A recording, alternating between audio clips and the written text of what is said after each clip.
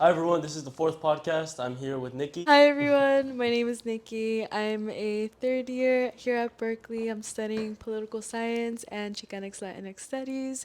And besides being a student, I'm also involved in many other things. Awesome. So today we're going to dive into a little bit of what that means. So my first question to you, which is perfect, is like, what are you involved in outside of class, like on campus? So I'm in student government. I serve as one of 20 AACC senators, and that involved running a campaign, going through elections, and all of that. But aside from that, I'm also a program coordinator at Styles Hall, which is a nonprofit that is dedicated to uplifting and serving, elementary, middle school, and high school students, kind of like guiding them through their journey onto higher education. And then what else am I involved in? I mean, I'm in a sorority, which I feel like a lot of people don't know about, and I don't really try to put it out there either, because I feel like I don't want people to make it my personality, but don't get me wrong, I love my sorority and my sisters.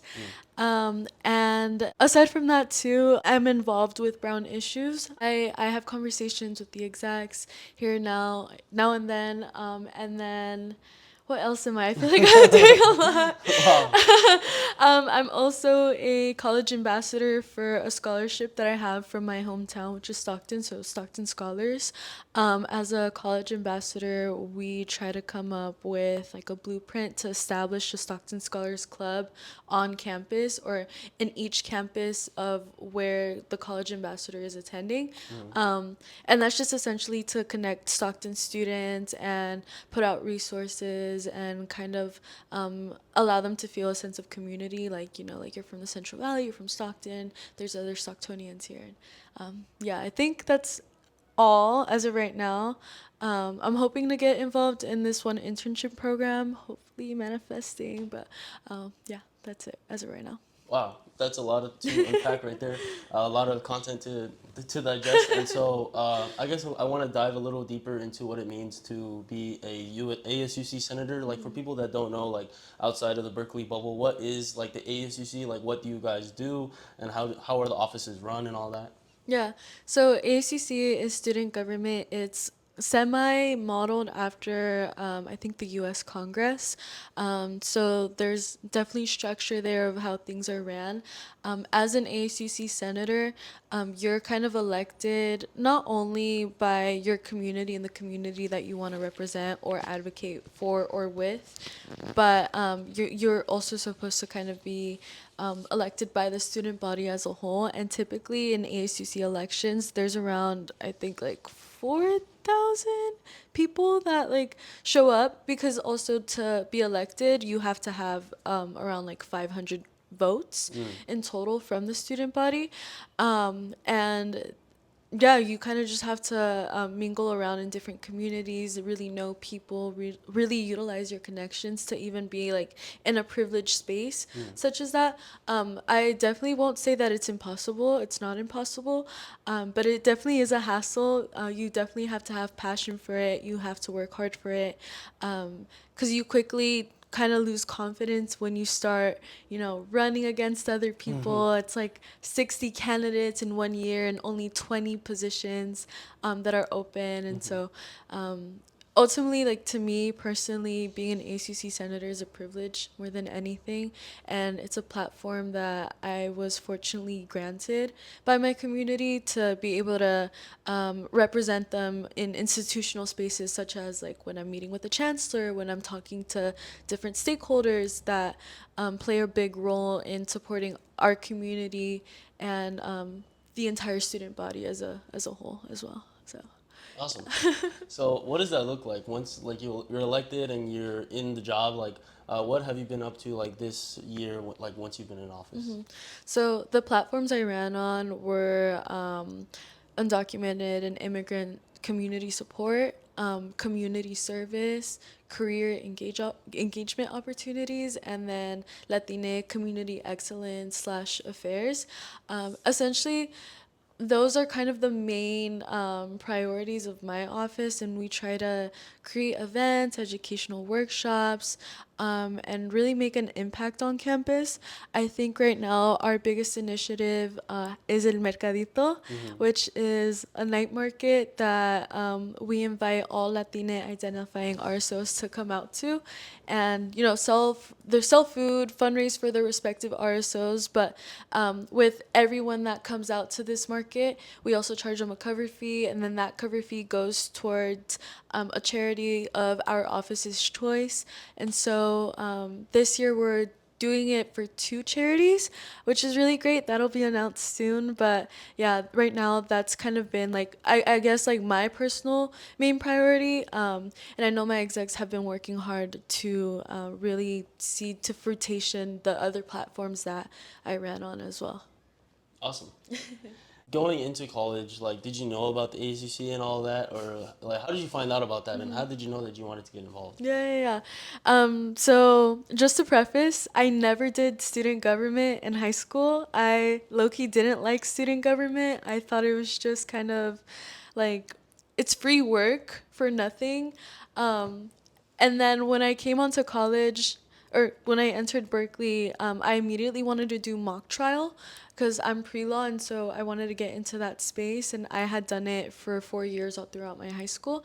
But I didn't go to the audition. I had to go home, and so I missed my opportunity. And I was trying to find like different clubs and stuff to get involved in because it was already like beginning to be a little late in the semester. And I'm first generation too, so it was my first time, even like navigating a space like college. So I didn't know like what was going on and whatnot. So then that's like when I found LBSA. I found the ASUC through a friend of a mutual friend that I made at that time. And it's so funny because she found me on Instagram, and then she introduced me to this person, and now he's like one of my biggest supporters and mentors, and I ended up working for his Senate office as well. So yeah, it was just mostly like connections, like who I met in the moment, and never in my life did I ever think that I would be in the spaces that I'm in now and be doing the things at the capacity that I'm doing it at, like now, like ever. That's great. And so, kind of like going into that Styles Hall position, sort of like helping the surrounding community. Like, how did you find out about that, and how does that tie into like your goals overall? I think when I found out about Styles through LBSA, actually, I was a community affairs intern under Paloma, and she was already a volunteer at Styles Hall. And so we did a kind of like Candygram event, like community service event that LBSA, they do. And so I was part of that committee. And then I was just, using the bathroom, and, and there was a flyer, and there was like, hey, like we need people for this position. And I was like, well, I'm not that involved in anything else, like might as well. And so Paloma talked to me about it. I knew a couple of other people that were involved as well, and I didn't even know that it paid. I just wanted the experience more than anything. And so I did that. And funny story too is that when I applied, I had missed the deadline already. And when I did turn in my application, I was drunk. I was so drunk. I was out of my mind. And I was like back and forth emailing with our supervisor, Yeah. Elaine. And then boom, I got the interview. And then I went to the interview. I cried. I was bawling tears because in the interview we have to share our story and like what it means for us to be, like navigating these spaces. And so it was a really emotional topic for me. And then I cried, and then to my surprise I got it, and I have been in it ever since, and I don't think it's something that I ever want to leave either, because it's really stable, not only like financially, but the community more than anything. Like it's become one of my second homes. And so it sounds like everything that you're involved in sort of ties back toward your community and helps your community. How do you find that passion? Like, what drives your passion? I think what drives my passion is the way that I grew up. Um, being, the eldest daughter, being first generation, coming from a low income family background, I feel like I didn't have that backbone to Mm. lean on. Of course, I had amazing friends and best friends that still support me to this day, and support like all my ambitions and dreams and stuff. Mm-hmm. But I feel like there was never a community that, pushed me to Mm-hmm. do these things. And so I had to get that from other people. And I knew that coming to Cal, I wanted to find a community that I could feel myself in. Um, Not just, like with experience as being first generation or low income, but also just culturally. Mm. I feel like I didn't have that back in my hometown, and it's okay because it was pretty diverse. I wouldn't say that, it was a predominantly white community at all. So I got to experience different cultures, but I wanted to feel more of my culture, Mm-hmm. and people that had the same experiences as me, or similar. So I feel like that's why I got involved in like what I got involved in, and that's what became important to me. Circling back to like why community is so important, it's just because ultimately I want to make other people feel like they belong, never feel like they're an imposter, and always make them kind of like aware of like what's going on, the resources that are out there for us, and things like that. And so yeah. Awesome. So that sort of ties into the program, the scholarship that you said that is helping with the Stockton people. Yeah. Okay, cool. Can you talk about that? Yeah, Stockton Scholars. So, Stockton Scholars was a program that was created by our mayor, who actually went to Stanford. He went to Stanford, but one of his biggest like prerogatives was coming back to Stockton Mm. and helping out our community, and he kind of has the same vision that I have too, in terms of like helping people that were in the same position as you and had kind of similar upbringings. Mm-hmm. And so he had a whole bunch of, fancy rich Stanford alumni donate to this big pot of money to give to high school students Mm-hmm. that were looking to pursue a 4 year or even 2 year university or college. And so that kind of resource was already like known to almost every high school, Mm-hmm. and that's what I got involved in. And one of the requirements is to pursue a pathway, whether that's you're a mentor to someone else or you become a college ambassador. And I picked college ambassador because I thought it would be the easiest and it sounded the most interesting, and I thought I would actually, like get some experience out of it. Mm-hmm. And then I got to learn a little more about it, got involved. And yeah, I mean, now like me alongside another student here at Cal, we're trying to establish that club hopefully by next semester. But again, it's just so that people from Stockton specifically Mm-hmm. get to come to Cal and they feel like they already have a sense of community. They know like, hey, these people are from Stockton. They know the vibes. They know like, that I'm not lying about my experiences and our struggles and stuff like that.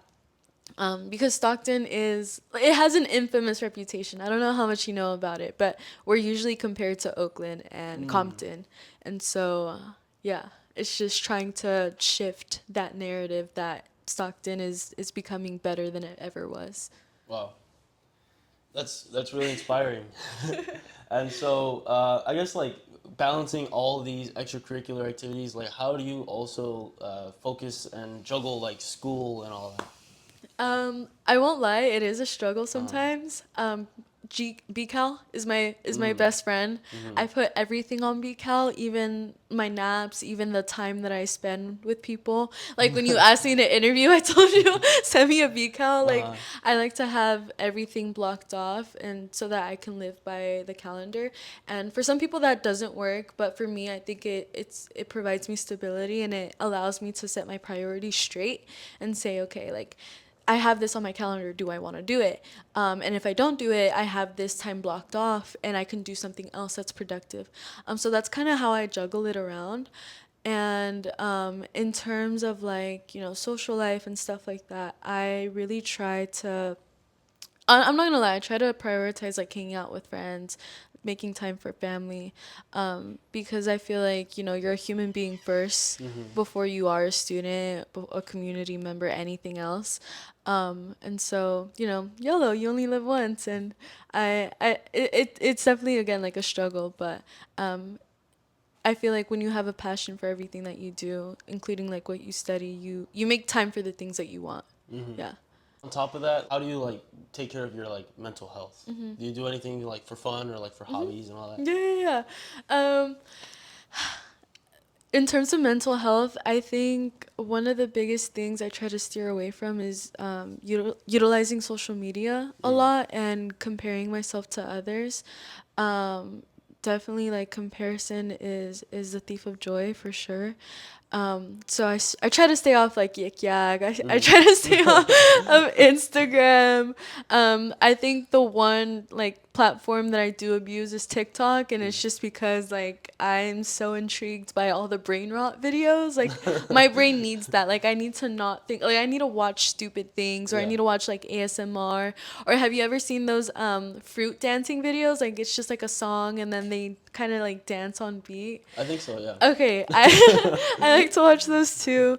But aside from that, I really like to go shopping sometimes, just like window shopping. Hmm. I really love to journal. I love journaling. I feel like I have really strong emotions, and I know that sometimes I don't communicate myself very clearly, and so in my journal, I kind of just like immerse myself in that world, and I express everything that I want to express, no filter, no Mm. nothing. So no one can ever see that journal. But that's just another way I like to de stress. And then just for fun, I mean, I like to go out on the weekends, I won't lie. I Mm. think that's why like I also try to prioritize hanging out with friends. Um, and then occasionally, like, I'll go out, maybe, I don't know, play volleyball if someone asks. I really love playing volleyball. Yeah, I don't know. That's great.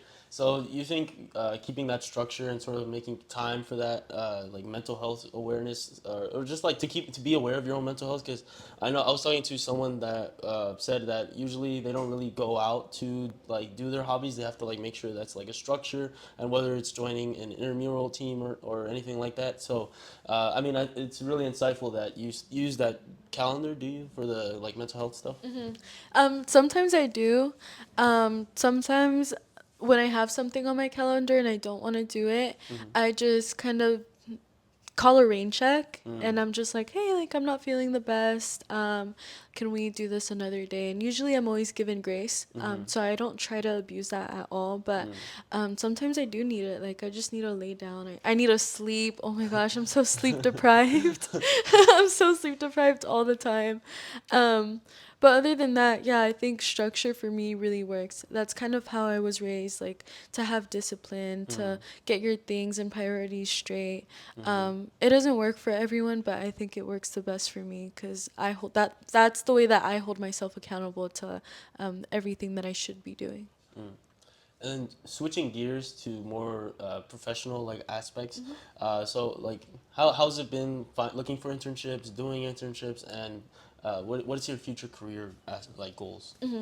So I'll start with my future aspirations. Mm-hmm. I I think post grad, I genuinely want to pursue becoming a congressional staffer. Mm. Not in Washington D.C. though, definitely in California. So Mm-hmm. hopefully for like a representative, or preferably a senator. Let's manifest. And then I also want to work for a nonprofit at the same time because being a congressional staffer doesn't pay well. Mm. But right now, like what I'm seeking is experience more Mm-hmm. than anything. So that's just like what I have in mind for post graduation. But ultimately, like I hope to become a lawyer. I don't know what specific law field I want to pursue yet. I always thought immigration. Also always thought like family and civil law. Mm-hmm. But I kind of want to get into like elections and political law as well. I thought that was really interesting, and that's something that I didn't know was a field. Mm. So that would be cool to pursue, but definitely like still trying to find internships and experiences that help me make that decision. And so that I guess that goes into like what like internships I've done so far. Mm-hmm. So freshman year summer, I did like I was like a special project intern for a law firm, Mm. and I was going through over like 500 cases, and I was trying to figure out if these clients were still dead or alive because we had their case files, and we have to legally make them aware that we have their files, because these files were transferred from one attorney to the law firm that I interned at. So I did that, completed the project, took like 2.5 months. So that was a crazy internship, but definitely very insightful because I realized that I don't want to work behind a desk my entire life. I was missing like human interaction because granted, like, yes, there was people working there while I was working there, but we didn't have like engageful conversations or things like that. So I think that's what I was trying to look for in my sophomore year. And I got involved in Cal in the Capital. Thankfully, unfortunately, got in with the help of some people from LBSA, Oh, nice. namely Crystal A. Shout out. But yeah, I knew that I wanted to work on the Hill. I wanted to do a couple of nonprofits as well, but I never heard anything back. I'm not gonna lie, it was difficult trying to find an internship, and then that's when it occurred to me that I should just stay local and stay true to what I want to do, and that's like my main goal has always been coming back to Stockton, doing work for Stockton. And so I applied to my representative's office, and the turnaround between like me applying, me getting an interview, and then me getting the offer was super quick, super quick. So I must have impressed them. I don't know. So yeah, I tapped into my local resources, like, okay, what connections and who do I know that can help me get this? And so I reached out to someone in Cal in the Capital that had already did that internship for my representative, even though they weren't from my district. And so she really like boosted my confidence, and she was like, oh, well, you're from this direct area, like you'll get it for sure. And so I really prepped a lot, really, really hard for that interview. Like I'm talking about, like, I woke up at like 6 in the morning to look at different congressional bills that he's done, work that he's done, to really talk about it and like show how passionate I am about Stockton in general. So that was a really great experience. I'm really glad that I was able to get that offer, and it was paid as well, Oh, which awesome. which is really like, I didn't expect it to be paid. Like anything that I go into, I never expect it to be paid, because one thing that my dad has always taught me is just do it for the experience.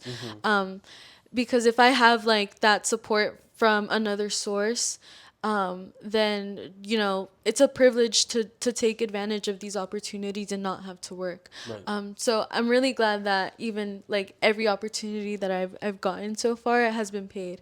And I think like that's what I want to keep pursuing, because it's setting the bar for like what I want to do in the future. So yeah. And then right now, like, I'm trying to apply to Cal and SAC.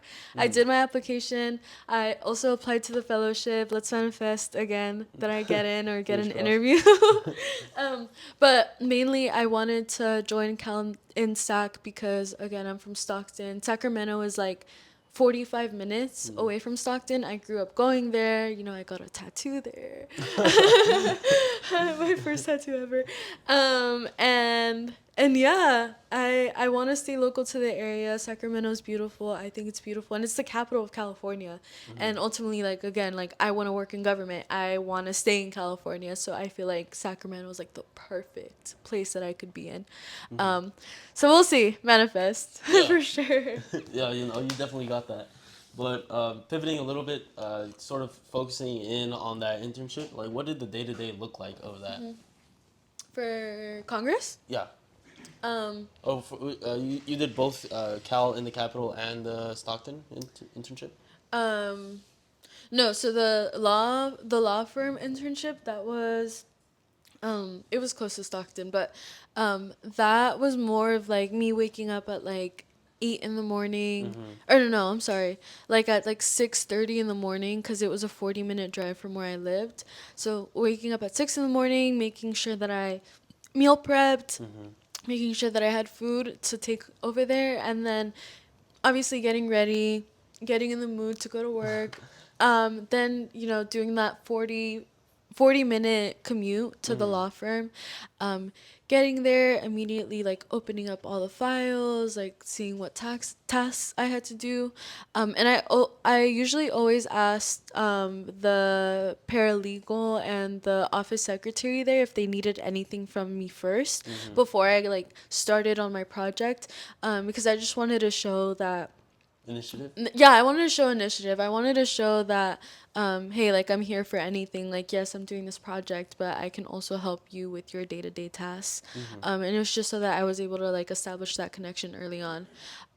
So that was basically it. I mean, like, taking initiative, whatever, doing whatever task they wanted me to do, then continuing my project, then eating lunch, then doing it again, and then at the end, I would always have like conversations and reflections with the attorney that I was interning for.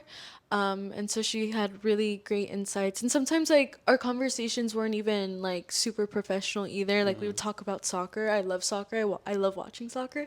And so she was really into that. And so I was really, like, trying to glaze her. I was really trying to be like, hey, like, yeah. Because that was the summer when the Euro Cup was going Oh on. yeah. Yeah. And I think Copa America too as well. So we were kind of like just always talking about that. And then for Congress, it would be so different every single day.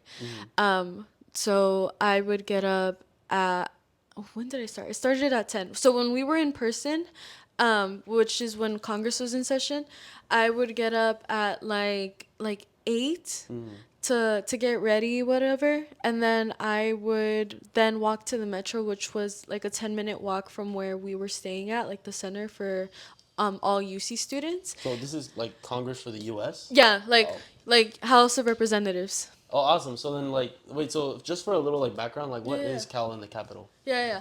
Cal in the Capital is a program that takes students to Washington, D.C., and they help you apply to internships. They don't like place you in an internship program, but they help you apply to them. They help you like craft your cover letter, how to talk to recruiters, how to tie in your experiences on your resume to what you're applying for, like tips and tricks like that. But ultimately also like how to navigate Washington D.C., how to navigate even being in an apartment for the first time probably, and like having that independence in a new city that maybe it might be the first time that you're ever going to. So it was really helpful, really insightful for sure. And the program directors that ran it last year were incredible. They really like tried to ensure that we all succeeded and we all had an internship by the end of the semester. And then for me, they provided me with a lot of financial support. I was able to receive a scholarship that paid for like literally the entirety of my trip over there, because Cal in the Capital is costly. It's like around like 3,000 something dollars to go, and that's something that I didn't really know about. But I knew that there were scholarships to just like live there. So I applied to that scholarship, and luckily I got it, because I don't think I would have gone had I not gotten it. So yeah, they offered that support. Yeah, Cal in the Capital is amazing. Definitely recommend for everyone to apply. Wow, that sounds like an amazing program. And just so then going back to what you were saying about the day to day and like the metro and all that.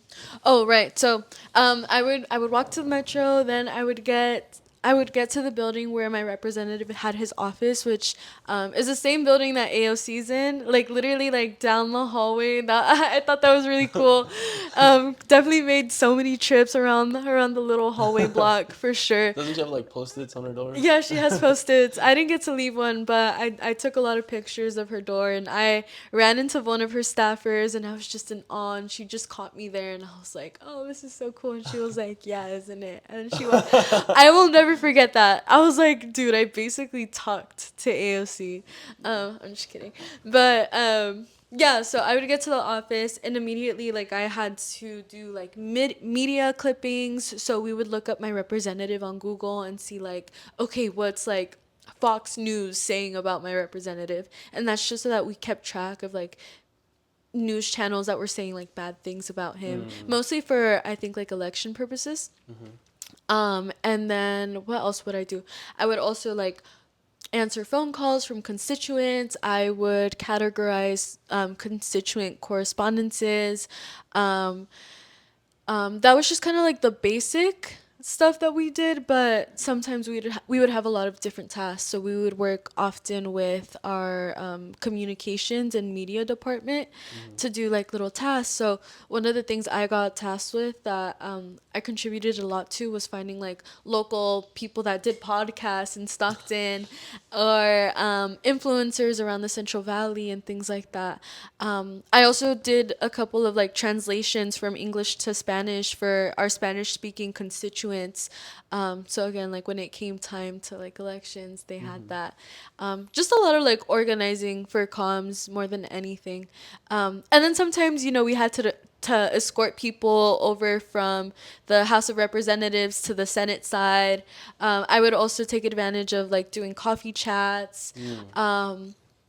There was like intern lecture series, and so I went to go see former Speaker Emerita Nancy Pelosi. Oh wow. I went to go see Senator Bernie Sanders, and I got to ask him a question about immigration.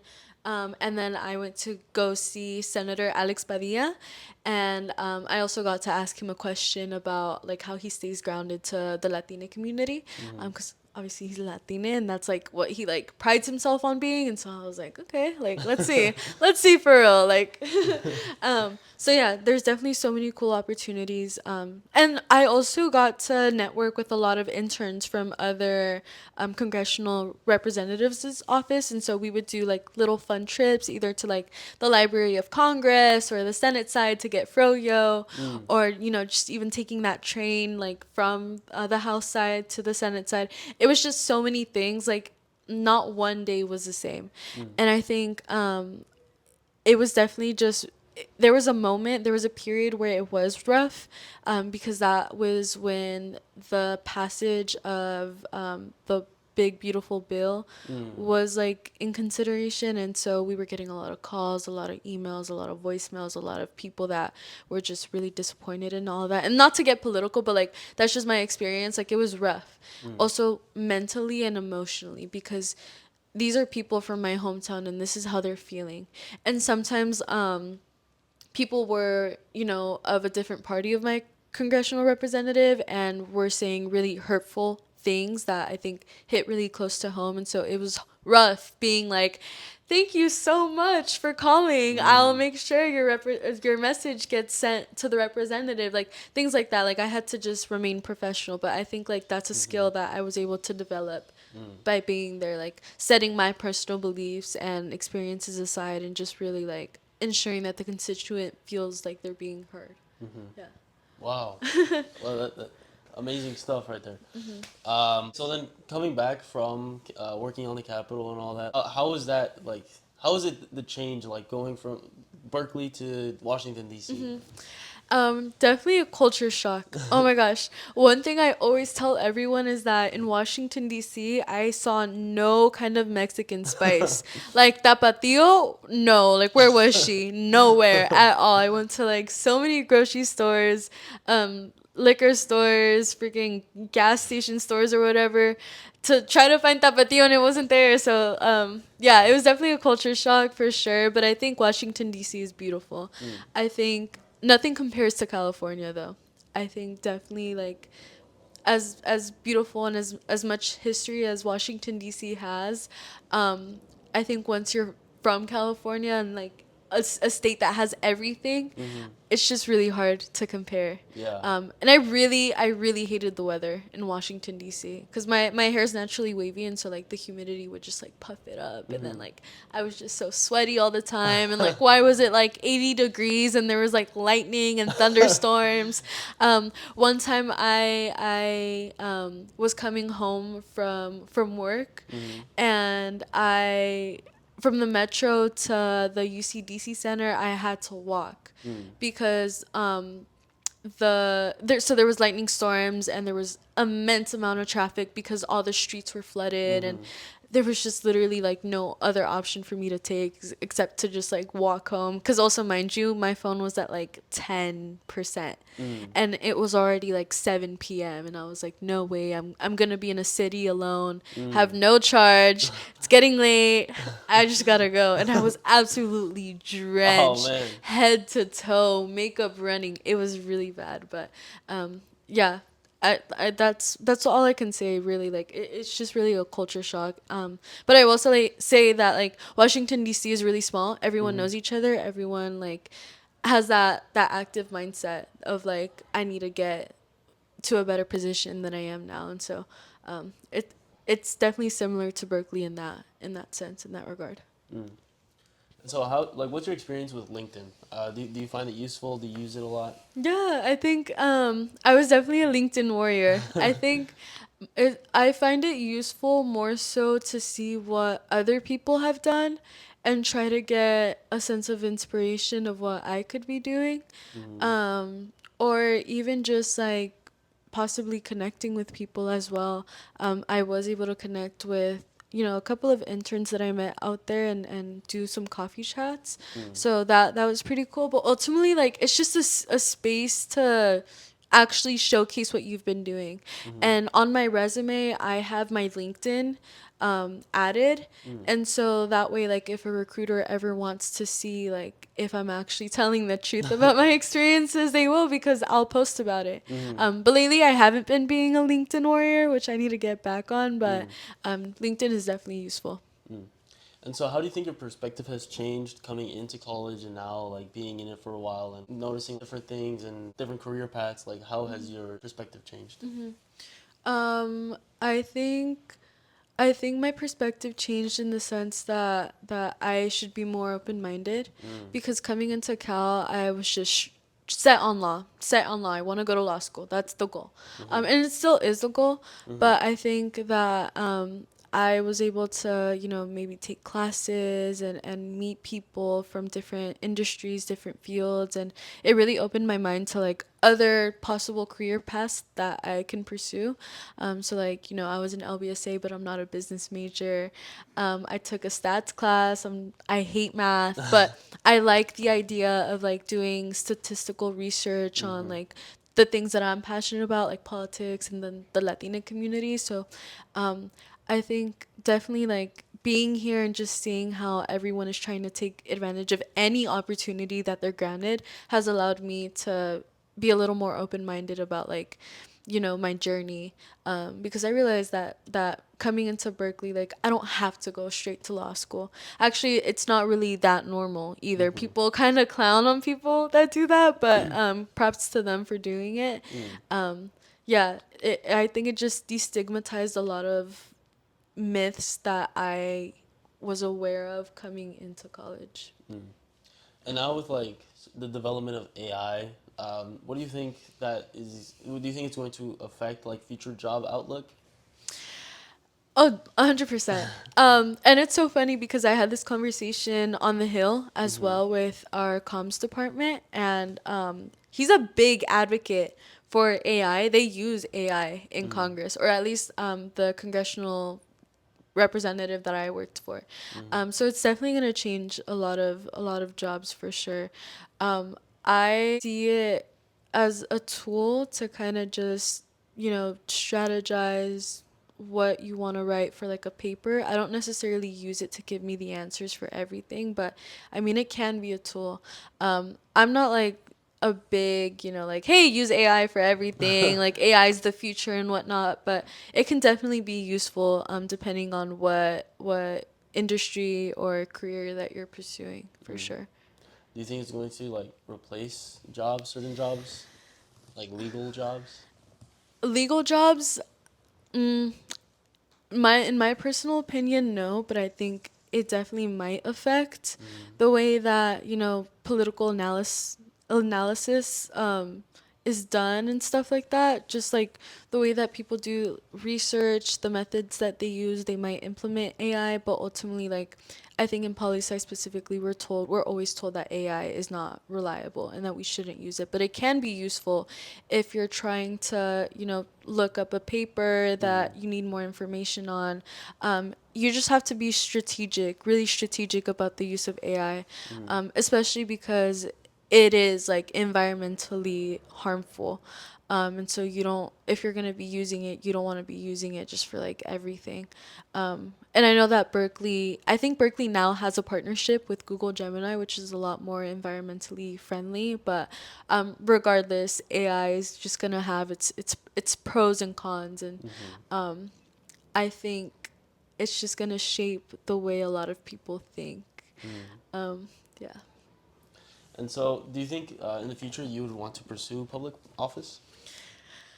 I don't know.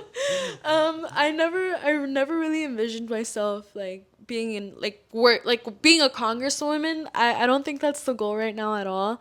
Being mayor, maybe. Being a council member, maybe for sure. That would be cool, but like public office, no. And I think a lot of my opinions on that come from like actually being like a senator in student government, believe it or not, because it is a lot on you, like emotionally, and professionally as well. But yeah, props to politicians that can do that, because you really kind of, I mean, I guess as a politician you have to make some sacrifices to make certain people happy and to keep you elected and to keep like your opposition out of the race and whatnot.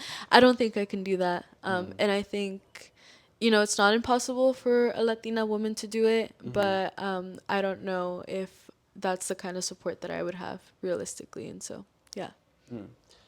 And so, for our last few minutes of the podcast, what would you tell a version of your younger self? Like, what piece of advice would you give them? Oh my gosh. Everything happens for a reason, and give yourself grace more than anything.